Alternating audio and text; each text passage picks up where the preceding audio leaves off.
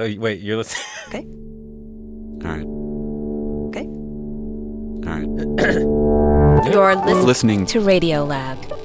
Radiolab. From WNYC. See? Yeah. I'm Latif Nasser. This is Radiolab. Today, a story about how we humans rearranged the elemental stuff all around us, and how one man's pursuit of a basic truth about the Earth, revealed in an extraterrestrial explosion, a 2,000-year-old Peruvian skeleton, even a strand of his lab assistant's hair, changed the very air we breathe. Comes to us from reporter Avir Mitra. So I guess we'll start it Okay, good afternoon, Dr. Patterson. It's a pleasure to talk to you. with this guy, Claire Patterson. He goes by the name Pat. And I think we'd like to start this interview with you just telling us a little bit about your background. This is from an oral history from 1995. All right. Well, I was born in a small town in the middle of Iowa that was located in the midst of farmland, rolling prairie type farmland in central Iowa. And this little town, at that school, it was a small school. All the students knew each other for 12 years. So you were only in one school the whole All time? one school the whole time. People didn't move in and out. It was sort of a tribal interaction. And so Pat's tribe We learned how to hunt. did all the things you do growing up in the country. Learn how to swim and fish, and we saw crops being planted. We knew about farm animals. But he was This is science journalist Lydia Denworth. in some ways a farm boy, but I knew I was different than most people. he was the kind of kid who asked his mother all kinds of questions about the world, like Why is a drop of water round? things like that. He set up a chemistry lab in his basement when he was 12. Oh, wow. In high school, he, was always like Science teacher would say something about electricity being a fluid. correcting his teachers. I had to explain to him about electrons. He was just always fascinated by how the world worked. And he had the ability to see beyond what others saw. He made leaps. So like, for example, this is a kid from a small town, goes to a small high school, Yeah. small college, and graduates in his first job out of college. He's working On the atomic bomb. for the Manhattan Project. Oh, wow. Now, to back up a little bit, at the beginning of World War II, around 1940, there were these European scientists Like Einstein and others. who were immigrating to the US and telling anyone who would listen the Germans were making a bomb, an atomic bomb. And they were pushing the Americans to make sure that they didn't get behind the Germans. And so when Pat graduated, some of his professors pushed him To join the army. And help the American effort to create a nuclear bomb. So Pat enlisted, got shipped down to Oak Ridge, Tennessee. With his wife, Lori. Lori Patterson, she was also a scientist, brilliant chemist in fact, and also worked on the Manhattan Project. So anyway, Oak Ridge was one of those places that they made a city overnight. 75,000 people in the end were working and living there. And we had a little dog, and we went back and forth on a bus to work every day. To these top secret, state-of-the-art laboratories. Buried in the mountains. And I don't think he knew what he would be doing when he got there. But he ends up dead smack in the middle of the whole thing. Like dead smack in the middle of the bomb? Yeah, his job at Oak Ridge was to make the actual stuff in the bomb that goes boom, which was uranium. And uranium is an interesting character, an element, really. It's the heaviest element that occurs, naturally at least. So every element is made up of three things: protons, neutrons, and electrons. Protons and neutrons are in the middle. They're kind of what define the element. So every element has a different amount of these things. And uranium has the most of them. Like, just to give you an example, hydrogen has a weight of 1, helium 4, carbon has 12, but uranium's out here, it weighs 238. It's just huge. Right. All right, so that makes it, and this is key, unstable, because the thing you need to do with a nuclear bomb is to break an atom apart. And uranium, I think of uranium like a guy who's walking around with a ton of grocery bags. He's just holding way too many bags. Walking from the grocery store back to his car, and this dude's just not going to be able to make it. Along the way, he's going to drop a bag. And that's basically uranium. It's just too big. It's holding on to too many things. So now if that's just a couple uranium atoms mixed in with other atoms here or there, it's no big deal. But if you can put 1,000 uranium dudes in a parking lot overfilled with grocery bags, and if you just like threw an apple at one of those guys or threw a grocery bag at one of those guys, right? That dude's gonna drop the bag. And then that bag is gonna fall and kind of tumble onto the guy next to him. He drops 2 bags. And then 4 dudes around him tumble and fall and just drop some more bags. Right. It's gonna set off a chain reaction, basically, and that's where shit gets nuclear. So Pat's job at Oak Ridge was to use this newfangled machine called the mass spectrometer. And what that does, it isolates different elements in regular rocks. So he's finding uranium in granite rocks. He's pulverizing these rocks, isolating uranium, purifying uranium.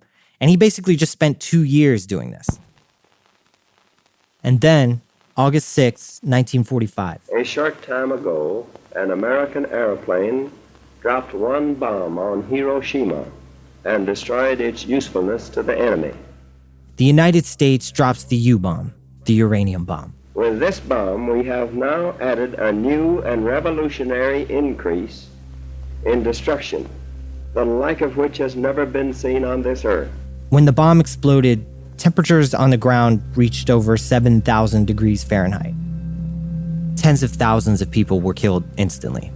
And that's just from the energy of the explosion. But then what happens is something arguably more horrifying. Because when a uranium bomb explodes, now there's all this uranium around just spewing out all these protons and neutrons.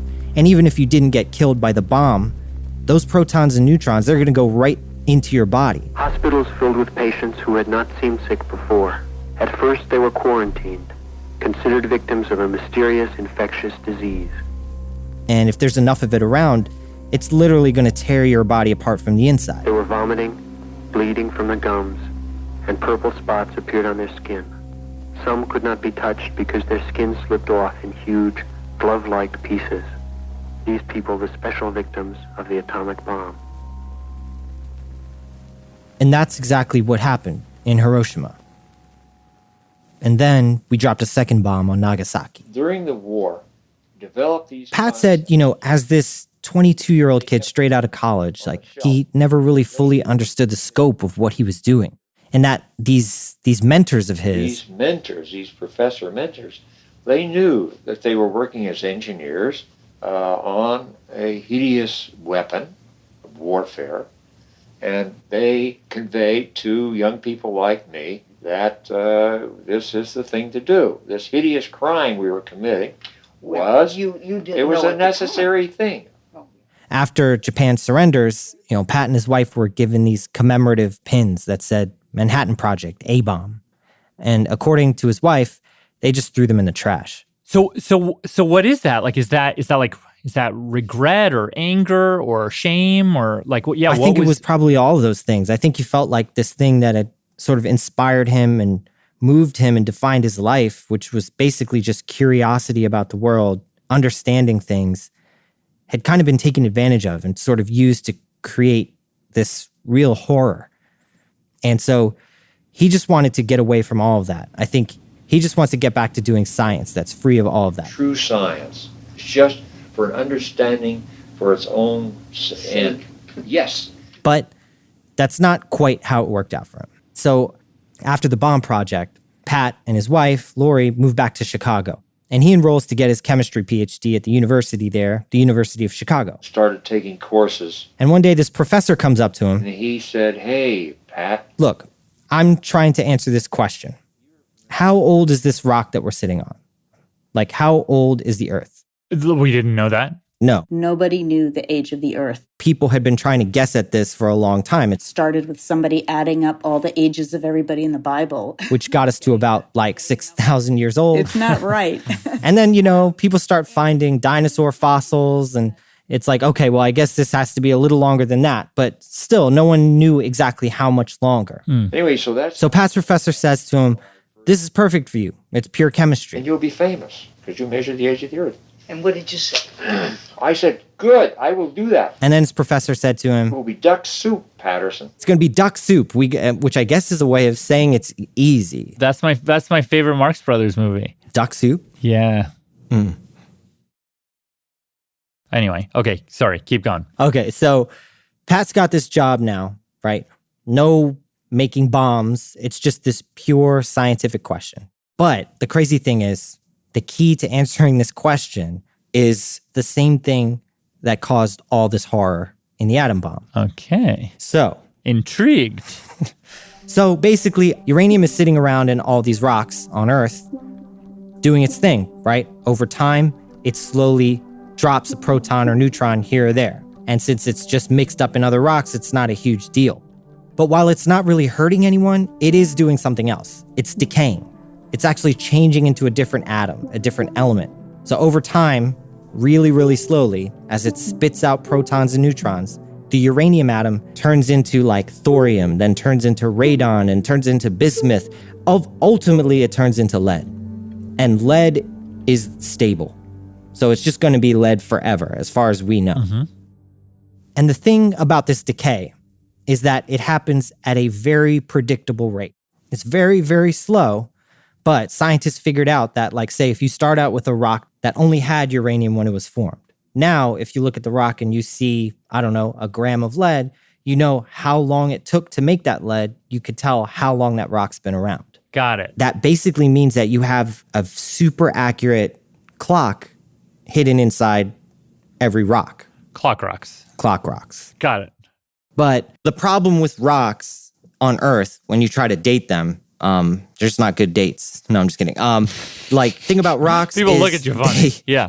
Yeah, it's just awkward, No, but the problem is that, when you figure out the age of a rock, that's great, but it just tells you the age of that specific rock. It just tells you how old that particular rock is. Like, that's all you really know. How do you know that's the oldest rock, or there's another rock that's even older, or this one actually was just made yesterday in a volcano? Like, who knows? Exactly. That's the problem. The Earth is just a chaotic place, and so somehow you need to get your hands on a rock that you know for sure formed at the same time as the Earth. And how could you possibly do that? Well, what Pat had to do is go to the very center of an explosion that was about 1,000 times bigger than the bomb that was dropped on Hiroshima. Which happened thanks to nature, actually, not humans. Out in the middle of this desert in northern Arizona. It's like red rocks, flatlands, all you could see for miles. All right. I actually went there, met up with this guy. Hello. You're right. That's right. How's it going? Hey. Michael Schwab. He's the tour guide. So where do you want to do this? Do you want to go out to Picture Rock all the way out there and do this? Yeah, I think that would be cool. Maybe we could just walk and you could teach me. Yeah, absolutely. Follow me. So yeah, he walks me on this path and we're walking and talking until we get to the edge of this ridgeline. Oh my God. And look down into this huge crater. Just imagine the biggest hole that you could ever possibly grasp. And then just amplify that. I don't know how to describe this because it really just looks like someone set off a bomb in the middle and it's just a perfect circle. It's almost perfect circle, yeah. It's difficult to describe in words. And basically, it's this huge crater in the middle of the desert that's almost a mile in diameter. And it is... If you put the Washington Monument down there at the bottom... Deep. We'd actually be eye level with it. No, you gotta be kidding me. Most people, when they come out here, don't even know what to do with themselves. They just sit in awe of it. Actually went out, talked to some people who were out there. Big hole, right? It's kind of messing with my head a little bit. Scary. Fascinating. A lot of people can determine which way it got here, but I see it as the majesty of God's hand. It is kind of a miracle how this crater got here. But to explain, a couple years before Patterson was going to answer this age of the Earth question, astrophysicists had strong enough telescopes that they were able to look into the heavens and see how other solar systems had formed. And what they were seeing is that solar systems form at the same time. Forms at the same time as what? In other words, like with our solar system, you might think, oh, Jupiter formed first and then maybe Earth formed later. Right. But no, they all happened together. Got it. But one planet that should have become a planet, for whatever reason, didn't clump together right. And it formed the asteroid belt. And in that belt, there was this big rock, about like 150 feet long, half the size of a football field. And for countless years, it was just hanging out, floating in space. So it's just vacuum sealed in space, not getting changed. And then one day, another rock very gently tapped it. And that set it very slightly off its course. And year after year after year, its orbit is now bringing it ever so closer and closer to the sun. And eventually, 50,000 years ago, Mike likes to imagine it was early summer. Yeah, I like to say July 4th this thing hit as the best fireworks show ever. So July 4th, 48,000 BC. Ice Age. This whole desert was grassland. And people hadn't even crossed the Bering Strait to get over here yet. Right. So you had creatures like Manny the Melancholy Mammoth, Sid the Sloth. And that day, had they looked up, they would have seen this huge flaming rock. It would have looked like a great ball of, almost like the bit of the sun came down. Hurtling towards them very fast. About 26,000 miles per hour fast. And then next thing you knew, this flaming rock came falling out of the sky. Slam into the earth in a huge fiery explosion. It took just 10 seconds and Meteor Crater was formed. Now, when this meteor struck, there was so much force that the meteor itself was just like disintegrated. Most of it disintegrated. But in here we have a picture of the crater. Some of it survived the impact. But we also have front and center the largest fragmented meteorite we recovered from this site. Wow. And you are welcome to touch it as well. Whoa, okay, yes, you are not lying. This is, all right, how big is this thing, like in terms of size? This thing is about 3 feet in length. So the first thing you actually notice is that it's not totally smooth. Looks like Swiss cheese. It looks like Swiss cheese. Kind of looks like almost like an arrowhead type of shape. Or as I'm looking at it now, it kind of looks like a lopsided dinosaur skull. Yeah, it does look like a dinosaur skull. But arguably my favorite thing is that people worry all the time like, oh, doesn't anybody try to steal this?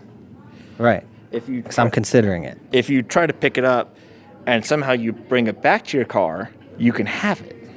Because it weighs 1,406 pounds. This 3-foot thing weighs just under a ton. You gotta be kidding me. Mm-mm. Do you mind if I try to lift it? Absolutely. All right, here, let's put this down here. Hold this and point it at me. All right.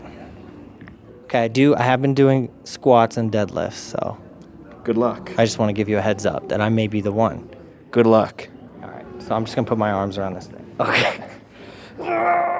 It's a very futile effort, folks. It's just not happening. Holy crap. I can't even budge it. No, you can't. But Can we try together? No? All right. Oh my God. Okay, so now how is this going to help Pat determine the age of the Earth? Well, he knows that this rock formed at the same time as the Earth, has been perfectly preserved in space, and oh my God, it sings. Yeah. Whoa. It's metal. This is a solid piece of metal. Yep. 92% iron and 7% nickel. And then that last 1% is 80 other trace elements. Including lead. Bada bing, bada boom. You just measure that thing with that thing, and then you got the age of the Earth.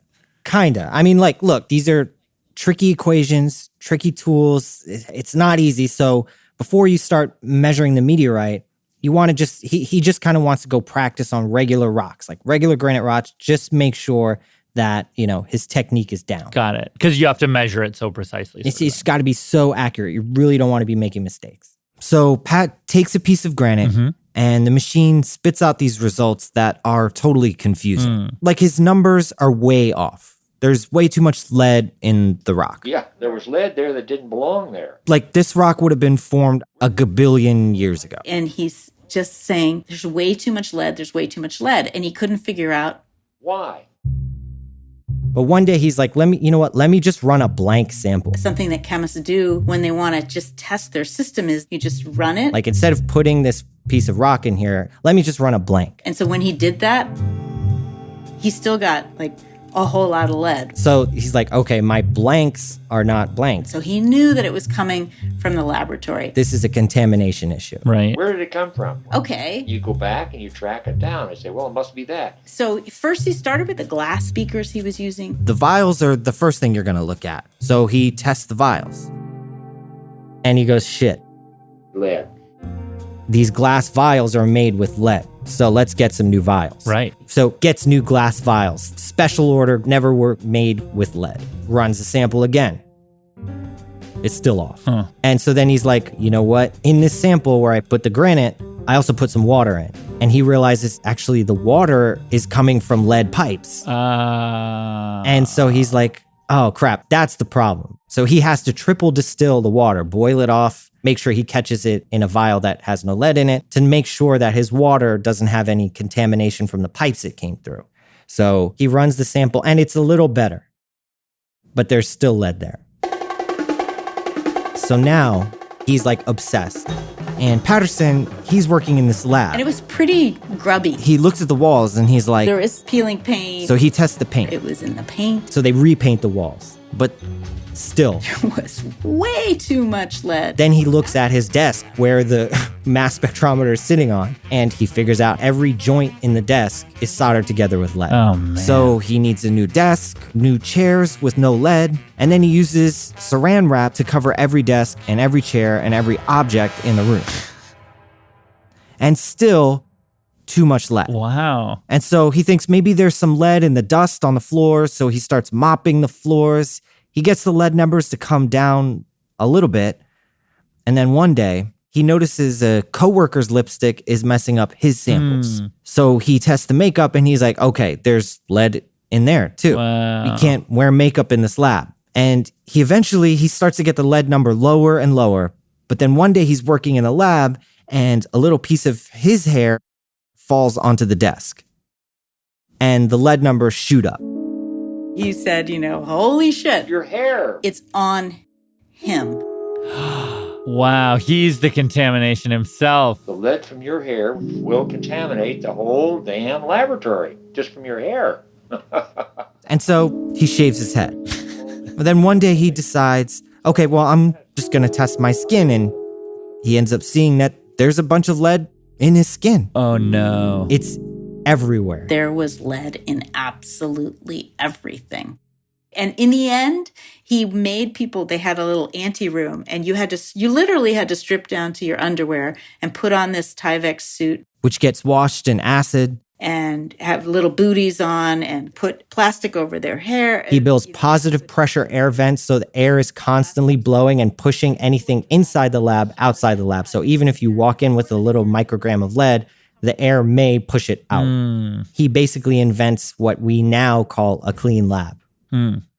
But he ultimately gets his samples down, his blank samples down to 0.1 micrograms. So that's 1/10 of 1/1,000,000th of a gram. Oof. And that took years. But is that still too much? No, that's fine. And so after this, he's finally actually ready to go to Canyon Diablo, get this meteorite, and actually measure the damn thing that he was trying to do from the beginning. And so he took these precious samples. He puts the sample into the mass spec. And it was late at night. He was there by himself. Just basically turns a crank and boom, pops out a number. Which was 4.5 billion years.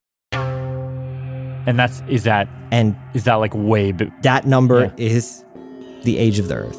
Wow. It's just a number. But what it represents, it's this fundamental truth. And in this moment, he's the only human being who knows the truth. He now has this window to that moment, the formation of not just the Earth, but the entire solar system. Sun, the planets, the moons, the rings around Saturn, me, you, everything comes from that. I mean, it was so exciting for him. He thought he was having a heart attack. He went to visit his parents in Iowa the next day and he made them take him to the hospital, but he was fine. It was more like a lot of adrenaline coursing through him. He calms himself down and he's like, here I go. I got the number. He publishes it in a journal and it's just yawns. Like nobody cares. No one cared about, I mean, who cares? Even today, people don't care how old the Earth is. So it definitely didn't get into any textbooks. It wasn't in the press. 7 years of his life has gone by. So it wasn't ducks. It was not. What's hard soup to make? It was like foie gras or something. I don't know. Something. Okay. That's good because it's also duck related, I feel like. Yeah. Okay. But I discovered in all this work, a story related to lead. Like this process of figuring out the age of the Earth sort of unveiled this truth about the world to him, which is that we're totally contaminated with lead. Right. I am contaminated. You are contaminated. Every living thing is just filled with lead. And now that he's seen that, he can't turn away from that vision. Like I almost think of it like the Matrix, like when you go into the Matrix and you see those little green numbers falling or whatever, and you just see the world for what it is, which is just like this thing that no one else is seeing. You can't look away.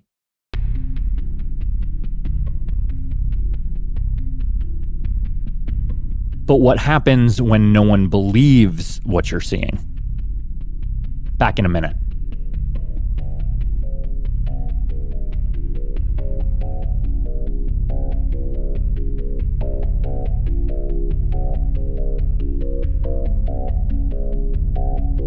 Latif, Radiolab, back with a Veer who started with a story about uranium, which is by now decayed into lead. Yeah, which I think is probably a boring topic. It's like talking about the Beatles. You know what I mean? It's just everyone kind of knows about the Beatles and lead. You could talk to anybody. Everyone now knows like, oh, lead is bad for you. Lead in paint chips. Like, don't eat lead. But back in the 50s, people really just didn't care about this. They weren't thinking about lead. And science of the day said, sure, lead poisoning is the thing. If you work in a mine and you don't wash your hands and then you eat a burger after touching lead, right? Then sure, you'll get lead poisoning. We've known that for thousands of years, but it's not like we're working in a lead mine. Right. But for our dude, Pat, he's like, no, come on. Like something is going on here. And he's like the only one who sees it. The Matrix is everywhere. That we're living in a dream, like we're living in a lead mine. You have to see it for yourself. Okay. So Pat's finding all this lead in his lab. He's stripping down to his underwear, shaving his head, and he's telling people, and they're just like, dude, who cares? Like, it's just your lab. I definitely would have said that. I would have been like, okay, yeah, so it's like an experimental nuisance. Like that, I get that. You've proved that. Right. But Patterson believes, no, this has to be bigger, which leads him to this question, which is, okay, there's a lot of lead in my lab, but is there a lot of lead out in the world? So Lydia Denworth again. He started by looking in the ocean. So first thing he does is he gets a boat. You weren't on the boat yourself. Yes, I was. You were on the boat. Okay. And I got sicker than a dog. He has a big problem with seasickness, but he's just like, whatever. I hated it. He goes out, collects a bunch of water from the Pacific Ocean, takes the water back, analyzes it, and sure enough, lead. There is a ton of lead in the ocean. So I said, okay. Proof. So I published a paper. And did it make waves in science or the public? No. A lot of scientists were like, they didn't care at all. If you say so, I don't really know. I also don't really care, But he's more convinced than ever. I mean, he starts walking around campus wearing a gas mask. And a lot of people thought he was just plain crazy, right? Everyone's like, dude, like, lead is natural. It's probably always been there. This isn't some new crazy thing. But Pat just doesn't believe it. There's no way it's been like this forever.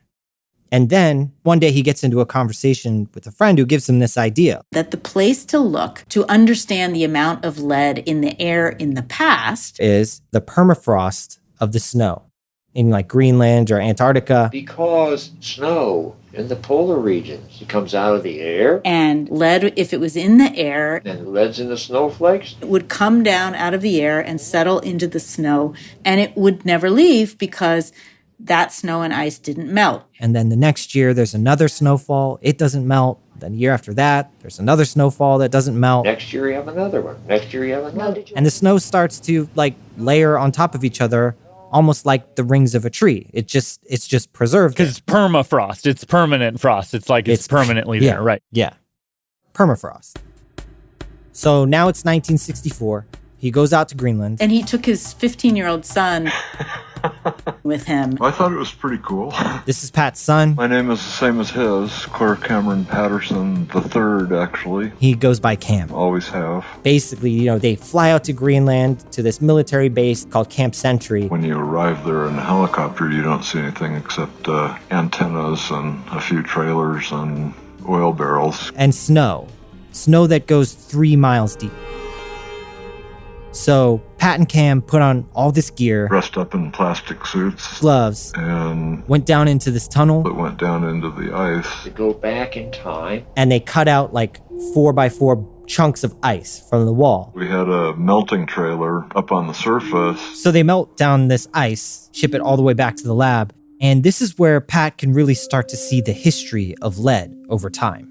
And what he finds is that starting in like 1700, that there was basically no lead at all. Like nothing.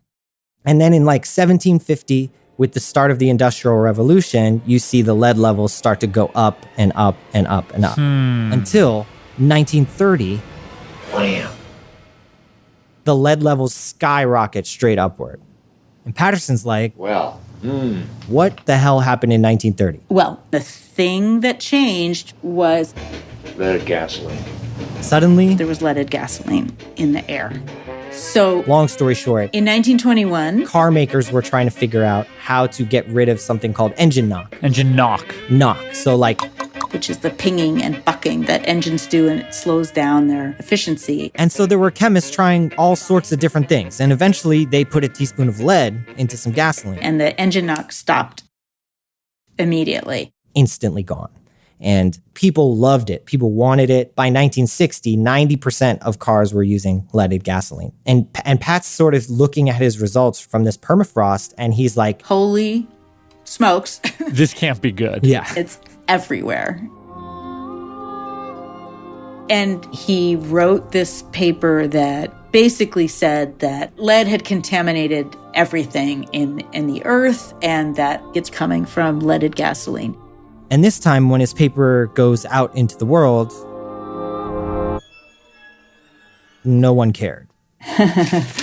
Nope. He sounded like a crackpot. Cam says around this time at home, his dad would sort of lose it. Get all excited and... Now, these are chimpanzees, idiots. Talk about the idiots that didn't understand anything. They're wrong, okay? And I knew that, okay? Now.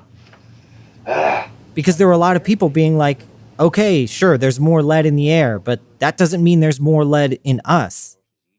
Next, he basically gets a hold of 2,000-year-old ancient Peruvian skeletons and takes their teeth, grinds up their teeth, and measures the amount of lead in their teeth. Okay. Then he compares that to his own children's primary teeth. Oh, funny. It's like baby teeth. Yeah. Their baby teeth, yeah. And he actually finds his children's teeth have 3,000 times more lead than the Peruvians. Oh, God. And still, people don't care. Whoa. Because they're like, okay, there's more of it in us. Seems fine. It's not making you sick. And when they say making you sick, they meant, killing you, making you blind, making you have seizures, things like that, right? Putting you in a coma. I mean, it's not uranium. You know what I mean? It's not like people's hair and skin is just falling off and they're just vomiting blood, Right. So it's more subtle than that. Maybe more subtle. That's the question, Is this harmful? Right. And what is the harm? And what is the harm? Yeah, right? yeah.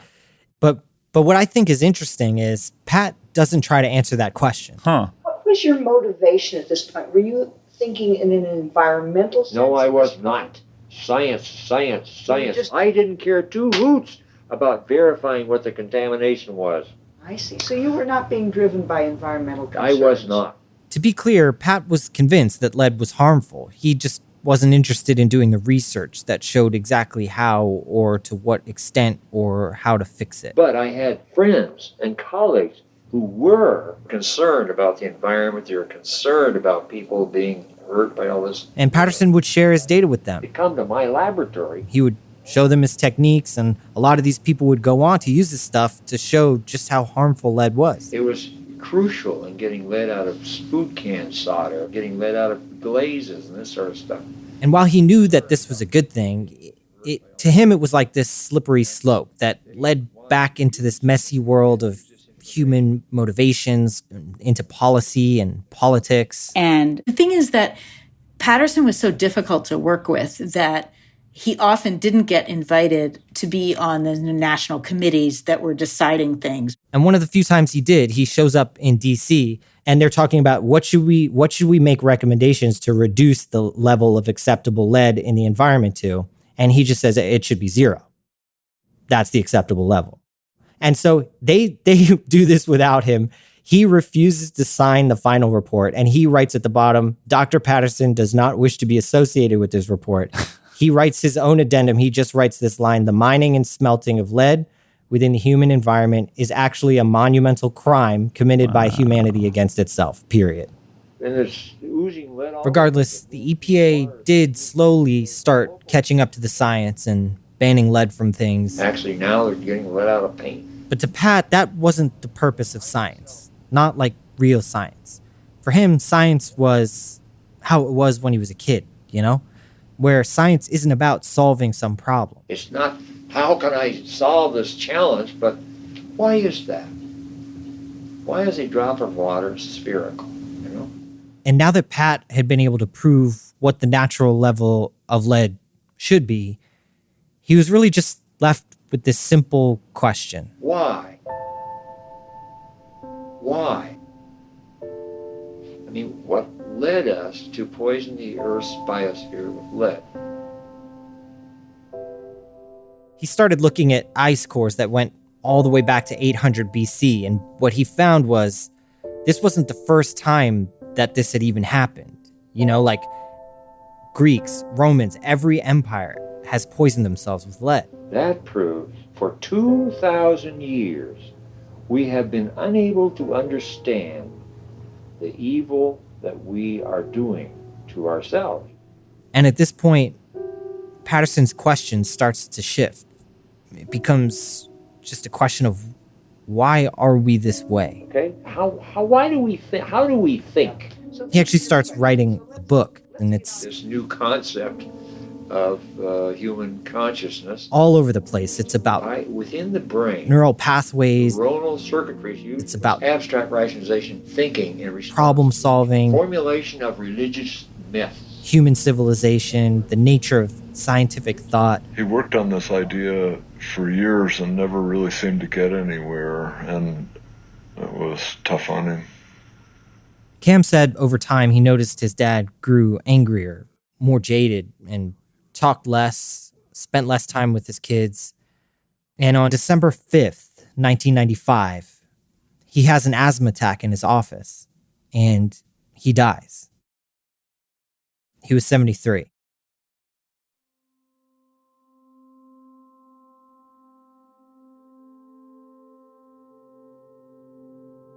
Less than a month after his death, January 1st, 1996, the EPA banned the greatest source of all lead on Earth, the one that had driven Pat crazy, leaded gasoline.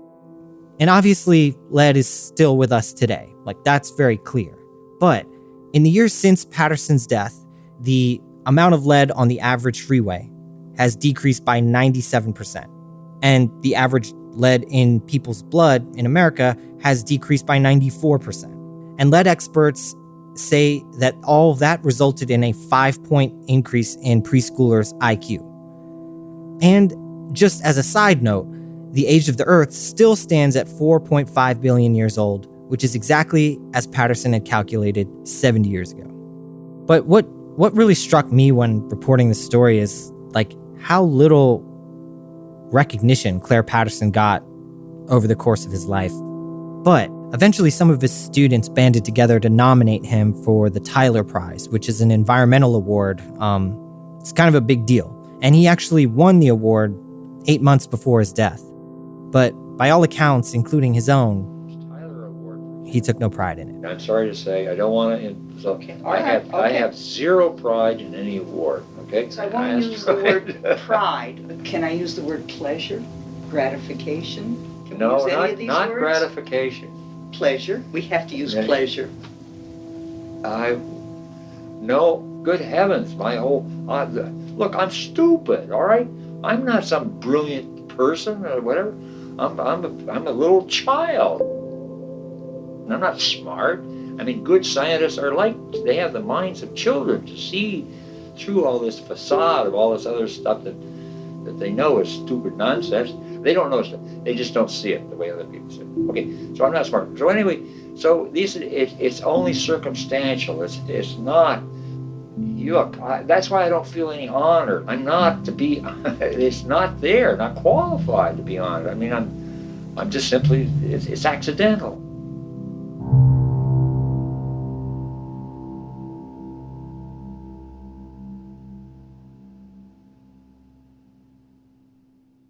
Reporter Avir Mitra.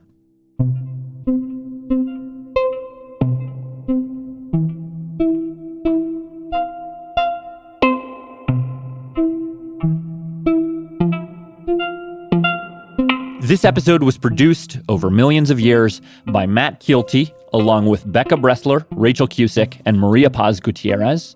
Special thanks to Cliff Davidson, Paul M. Sutter, Denton Ebel, and Sam Keene. I'm Latif Nasser. Thanks for listening. Radiolab was created by Jad Abumrad and is edited by Soren Wheeler. Lulu Miller and Latif Nasser are our co-hosts. Susie Lechtenberg is our executive producer, and Dylan Keefe is our director of sound design. Our staff includes Simon Adler, Jeremy Bloom, Becca Bressler, Rachel Cusick, W. Harry Fortuna, David Gable, Maria Paz Gutierrez, Sindhu Sambandam, Matt Kilty, Annie McEwen, Alex Neeson, Sarah Kari, Ariane Wack, Pat Walters, and Molly Webster, with help from Tanya Chawla, Shima Oliai, Sarah Sonbach, and Candice Wong. Our fact checkers are Diane Kelly and Emily Krieger.